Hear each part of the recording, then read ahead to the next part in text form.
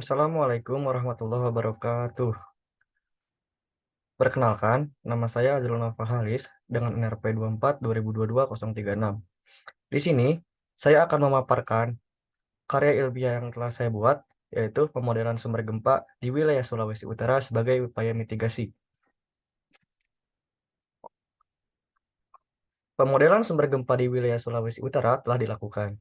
Pemodelan sumber gempa menggunakan teori probabilitas total merupakan salah satu upaya mitigasi dalam mengetahui besarnya percepatan suatu gerakan tanah yang diakibatkan oleh suatu gempa bumi.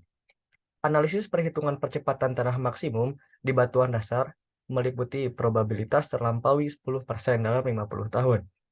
Hasil analisis pemodelan sumber gempa yang telah dilakukan didapatkan bahwa nilai percepatan tanah pada beberapa kota besar di Sulawesi Utara cukup tinggi. Nilai percepatan tanah maksimum yang tertinggi adalah kota Gorontalo dengan nilai percepatan sekitar 0,5. Kemudian disusul oleh kota Bitung sebesar 0,4 dan kota Manado sebesar 0,25. Selanjutnya pemodelan sumber gempa. Pemodelan sumber gempa bumi atau pembuatan model-model seismotektonik harus dilakukan dengan berdasarkan indikasi data geologi, geodesi, geofisika, dan seismologi yang mengandung informasi struktur, seismogenik, menerus ataupun terpisah. Ada 3 lajur sumber gempa bumi di wilayah Indonesia, yaitu zona subduksi, yaitu jalur tempat terjadinya gempa bumi di sekitar pertemuan antara dua lempeng. Kedua, zona patahan-patahan kerak bumi dangkal, tempat terjadinya gempa bumi di dalam kerak bumi dangkal. Nomor 3, zona menyebar, yaitu jalur sumber gempa yang diasumsikan sebagai daerah yang mempunyai potensi gempa yang sama. Identifikasi dan pemodelan zona sumber gempa bumi. Pada langkah identifikasi dan pemodelan terhadap sumber gempa dan mekanismenya meliputi lokasi, dimensi, jenis mekanisme sumber gempa, dan tingkat aktivitasnya. Ada 3 model sumber gempa yang digunakan dalam studi ini, yaitu sumber gempa sesar, sumber gempa subduksi, dan yang ketiga sumber gempa background.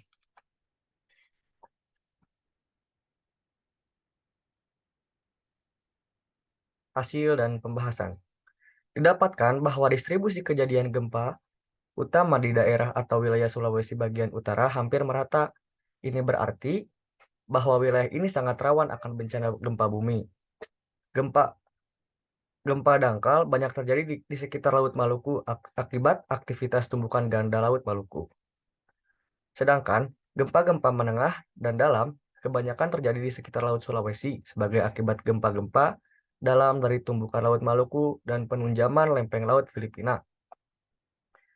Di daratan Sulawesi Utara juga banyak terjadi gempa-gempa dangkal akibat dari aktivitas subduksi Sulawesi Utara. Dan juga akibat dari sesar-sesar aktif lainnya yang ada di wilayah ini.